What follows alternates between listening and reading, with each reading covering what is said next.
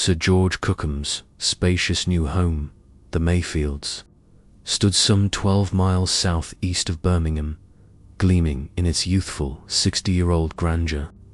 A passionate student of criminology, Sir George believed that crime sprang chiefly from physical deformity, and he often hosted the era's leading experts, roaming his corridors in heated debate. One autumn weekend, around mid-September, Dr. Sickertaft arrived. The two men sparred endlessly, Sir George pacing the long ground-floor passage again and again, until, on the morning of his departure, the doctor suddenly halted mid-stride and said quietly, "I wonder if this house is haunted." Sir George laughed. "Haunted? Ridiculous. My father built this house only 60 years ago. A real haunting needs history, tragedy. Here, the worst misfortune was when an angry servant killed my favorite dog. Otherwise, merely the peaceful passing of old age." "Why do you ask?" Dr. Sickertaft's gaze fixed on the corridor cupboard opposite the staircase. "That cupboard suggests a ghost to me, something diabolical, ready to spring out and strangle you." Sir George chuckled. "The only ghosts in there are boots, shoes, perhaps my fishing rods. Ghosts are a delusion, a brain disorder. You can dismiss them if you like," Dr. Sickertaft answered.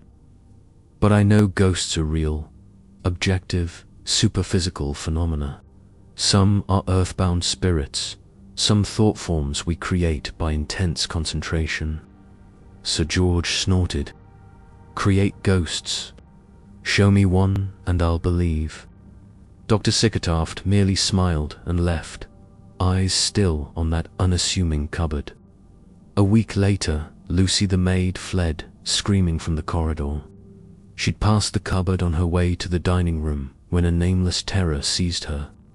No sight, no sound, only the certainty of something evil lurking within. Lady Cookham scolded her. Nonsense, there was nothing there. But the same dread returned the next night, and Lucy quit on the spot, claiming she heard a low, sinister chuckle and saw the cupboard door creak open, before she ran for her life. The following evening, the butler crept into the cupboard to fetch a pair of shoes. No sooner had he bent to pick them up than someone or something breathed in his face. He stumbled back, banged his head, and heard a short, triumphant laugh. Terrified, he dropped the shoes and bolted to the servants' quarters, spreading the alarm through the household. 3 nights later, the governess, Miss Dennis, a Cambridge graduate and self-styled scoffer of superstition, could resist no longer. She flung open the cupboard door and stepped inside. Immediately, the door slammed shut and the same mocking laugh rang out. Reaching for the handle, she felt something cold and spongy brush her hand. The shock was so great she fainted, half inside the cupboard, half in the corridor. Lady Cookham, furious, declared it a prank and threatened the police.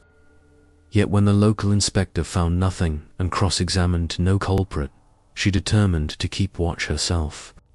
Armed with a revolver and horsewhip, Lady Cookham spent one night peering at the cupboard in vain. But on her second vigil, just as the hour grew late, the cupboard door crept open. She called out, but saw nothing. Still, she felt it, a soft, clinging tread, like tentacles brushing the floor. She tried to fire, but her muscles locked. She could not even scream. Something clammy brushed her head, then pressed icy fingers around her throat. As her lungs burned and consciousness fled, her finger twitched on the trigger. The shot cracked through the hall, shattering the spell. Sir George, rushing in, found his wife collapsed, but alive. He brushed aside her tale as mere suggestion, no such thing as ghosts, and refused her wish to leave with the children. But Lady Cookham had made up her mind. "We'll let the house furnished. If the new tenants report no disturbances, we'll know it's over. Shortly after, at Coventry Station, Sir George met Dr. Sickertaft. When the doctor teased that the ghost had driven them away, Sir George bristled. "There is no ghost. We're nearer London, that's all." Dr. Sickertaft merely bet the sceptical baronet would one day be convinced. Back at the Mayfields, now silent but for the echoes of its reputation, Sir George summoned private detective Sidney N. Morgan. That evening, while Sir George retired to his room in the East Wing, Morgan stood guard by the dreaded cupboard. Almost at the very hour of previous hauntings, they heard a faint, unmistakable chuckle. Sir George fetched his revolver. Morgan waited, heart pounding. Moments later, Morgan saw the cupboard door yawning open.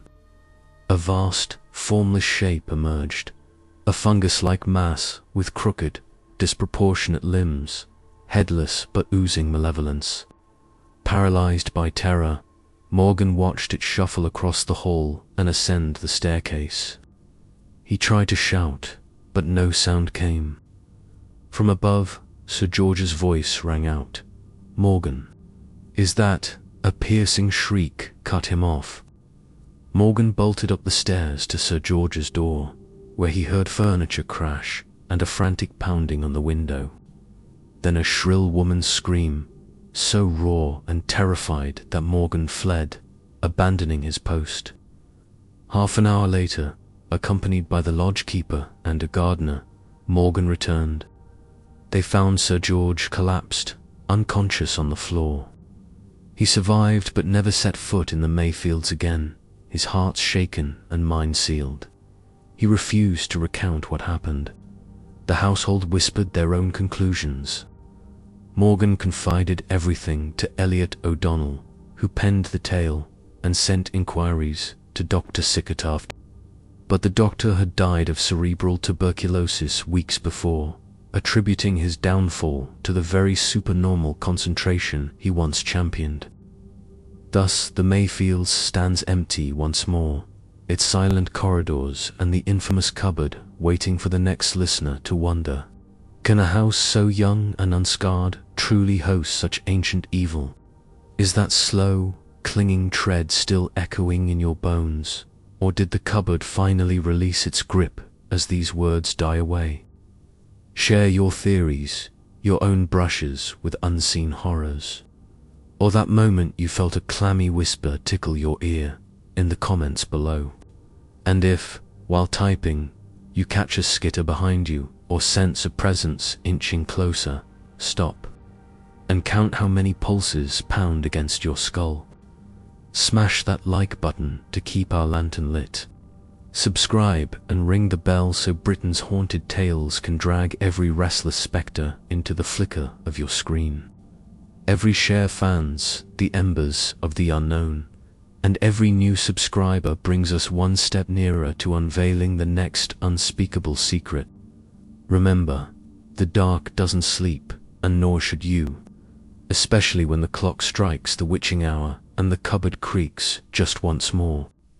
Come back for more tales that pry open locked doors, because beyond every latch and key lies a story itching to slip out, and you'll want to hear it.